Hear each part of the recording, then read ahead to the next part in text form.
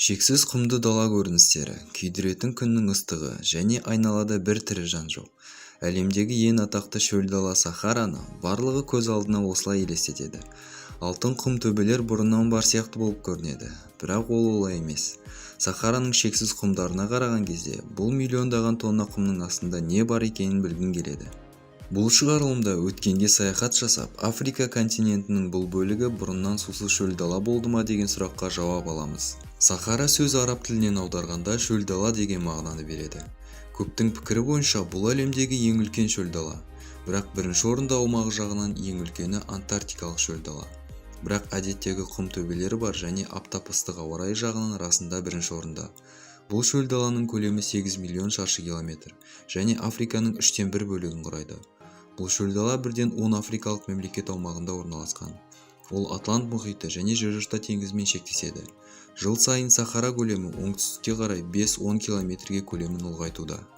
Ал сіз Сахара шөл даласының 20% ғана құмнан тұратынын білдіңіз бе? Ал оның қалған аумағы таулы ландшафтардан тұрады. Жануарлар мұнда аз кездеседі. Сүтқоректілерден мұнда мангустар, антилопалар, дала мысықтары мекен етеді.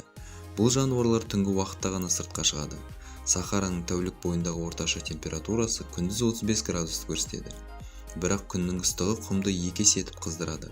Сондықтан бұл жерде адам өзін ыстық табаның ішінде сияқты сезінеді. Мұнда күннің ең жоғары көрсеткіші +58 градусты көрсеткен. Ал түнгі уақытта таулы аймақтарда -18-ге дейін барады. Жаңбырлар мұнда сирек болады. Мысалға, Сахараның орта бөлігінде бірнеше жылда бір рет қана болады. Сахарада бірнеше рет қар жауған тіркелген. 1879 және 2012 жылдарда. Шөл даланың ауасының құрғақтығына қарамастан, мұнда Уньян көлдері бар. Ал шөл дала шекарасымен ағып өтетін жалғыз өзен ол Ніл өзені. Сахара климаты өсімдіктерге аса қолайлы емес. Бірақ ғалымдар мұнда өсімдіктердің 30-дан астам түрін тапқан. Олар кактустар, акация, фикустар және құрма ағаштары. Шөл даладағы құмды төбелердің биіктігі 200 метрге дейін жетеді. Салыстырғанда ол 70 қабатты ғимараттың биіктігімен бірдей.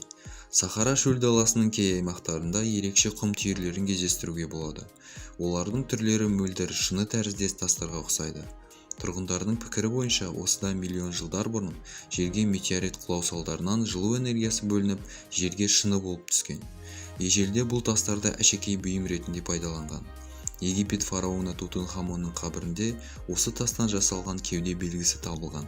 Сахара туралы тағы бір қызықты факт ол мираждар, яғни елес сияқты құбылыс. Шөл далада саяхаттап келе жатып, кенеттен пайда болған пальмалар мен көлдерді көрген адамдар аз емес. Ара қашықтығы 2-3 шақырым болып көрінгенмен, ең жақын орналасқан су аймағына 500 шақырым жерді өту керек. Мираж бұл атмосферадағы оптикалық құбылыс. Күн сәулесі түскенде атмосфера қабаттарының тығыздықтары әртүрлі болғандықтан жарықтың сынуы орын алады. Сахарада шамамен 150 мың мираждар бар екені зерттелген. Мұндай құбылыс кездесетін жерлер белгіленген арнайы карталарда бар. Сахараның ең басты кереметі мен ғаламшар жұмбақтарының бірі Мавританияда орналасқан. Жасы бірнеше миллион жыл және диаметрі 50 шақырым шеңбер пішінді құрылым. Ғарышкерлерге көз пішінді бұл құрылым бағдар болған, ал оның пайда болуын эрозиямен байланыстырады. Сахараның ең биік нүктесі ол Эмекуси шыңы, ал пайдалы қазбалардан газ бен мұнай табылған. Сахарада оңтүстік желдер салдарынан құмды дауылдар жиі кездеседі. Климаттың қолайсыздығына қарамастан, мұнда 2 миллионға жуық адам тұрады. Олар көбіне берберлер және туарегтер. Жаңбырдың сирек жауғанына байланысты бетіндегі бөлігінде су өте аз. Ал шөлді құм даланың астында жер асты суларының кең бассейндері орналасқан. Осы бассейндердің арқасында Сахарада оазистер кездестіруге болады. Көп оазистердің пайда болуы су асты өзендерінің суы жер бетіне шығумен байланысты. Сахараның Наптаплая деп аталатын өз Стоунхенджі бар. Мұнда салмағы бірнеше тоннаны құрайтын 5 қатарға шеңбер пішіндетіп қойылған 3 метрлік тастар орналасқан.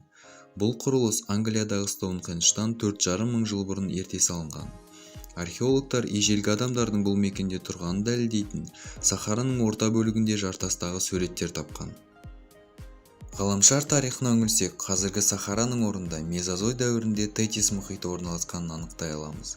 Мұнда ежелгі дәуірдің киттері мен балықтары болған, ал жағалауда динозаврлар мекендеген. Бірақ құрлықтар бөлінген кезде мұхит жоғалып кеткен.